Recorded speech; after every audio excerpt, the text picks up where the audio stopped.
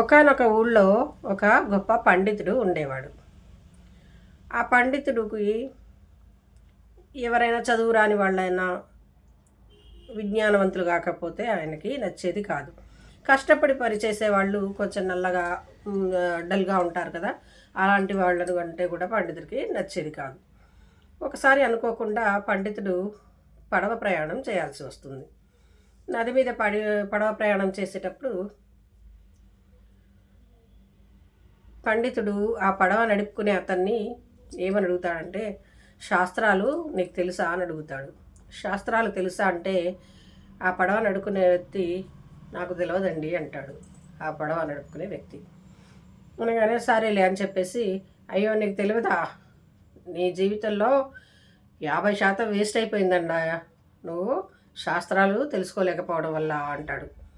అయ్యో అవునా అండి అంటాడు పడవవాడు. తర్వాత ఇంకొద్ది దూరం పోతారు. పోయాక మళ్ళీ పడవ నడిపేవాడిని ఈ పండితుడు అడుగుతాడు, నీకు పురాణాలు తెలుసా అని అడుగుతాడు. అంటే లేదండి, పురాణాలు చదువుకునేది ఎక్కడ, నేను నా కుటుంబాన్ని పోషించుకోవడంలో నాకు సరిపోతుంది, కాబట్టి నేను పురాణాల గురించి కూడా ఏమీ తెలుసుకోలేదండి అని చెప్తాడు. అయ్యయ్యో నీ జీవితం 75% వేస్ట్ అయిపోయిందయ్యా, 75% వేస్ట్ అయిపోయిందయ్యా అంటాడు పండితుడు. అయ్యో అవునా అండి అని పండితుడితోటి పడవతను అంటాడు. అన్నాక ఇక అతనంటే కొంచెం ఆయన అంటే కొంచెం నెగిటివ్ థాట్స్ వచ్చేసాయి అన్నమాట. కొద్ది దూరం పోయాక అసలు చదువన్నా నేర్చుకున్నావా అని అడుగుతాడు పండితుడు. అంటే లేదయ్యా నాకు చదువు రాదు అని పడవతను చిన్నప్పటి నుంచి చదువుకోలేదు, నాకు మా తల్లిదండ్రులు చదివియలేదు, మేము ఇట్లా పడవ నడుపుకునే వాళ్ళం కదండి, మాకు తిండికి వెళ్ళడమే కష్టం, అందువల్ల నన్ను స్కూల్లో చదివియలేదు, అందువల్ల నేను చదువుకోలేకపోయాను అని చెప్పేసి తన బాధనంతా పడవతను పండితుడికి చెప్పుకుంటాడు.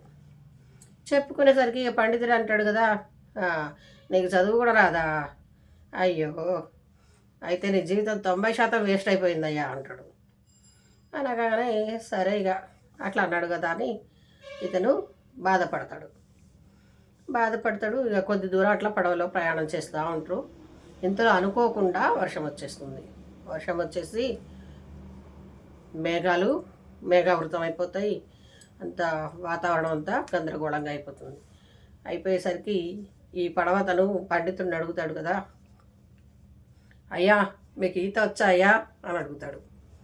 అడగగానే పడవతనతో ఈ పండితుడు అంటాడు, నాకు ఈత రాదయ్యా అంటాడు. అయ్యో మీకు ఈత రాదా అయ్యా, అయితే మీకు మొత్తం జీవితం పోయినట్టేనయ్యా అంటాడు పడవవాడు.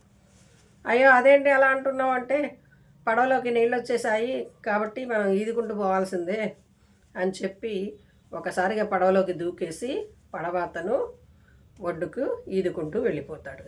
ఈ పండితుడు మాత్రం ఈత రాక అక్కడక్కడే కొట్టుకుంటూ ఉంటాడు అనమాట. సో దీన్ని బట్టి నీతి ఏంటంటే ఫ్రెండ్స్, కేవలం పుస్తకాలు చదివితే సరిపోదు, చదువు చదువు చదువు అంటూ ఈ పుస్తక విజ్ఞానానికి పరిమితమైతే సరిపోదు. అన్ని విద్యలు నేర్చుకోవాలి, బతుకు తెరువు కావాల్సిన అన్ని విద్యలు, అన్ని ధైర్యమైన పనులు కూడా నేర్చుకొని ఉండాలి. కానీ పిరికి వాళ్ళలాగా తయారు కావద్దు.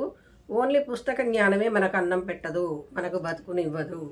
మనకు కావాల్సిన జ్ఞానాలు ఎన్నో ఉన్నాయని మనం తెలుసుకోవాలి అనే విషయాన్ని మనకు తెలవడం కోసమే ఈ కథలోని నీతి. Thank you friends. Like, share and subscribe.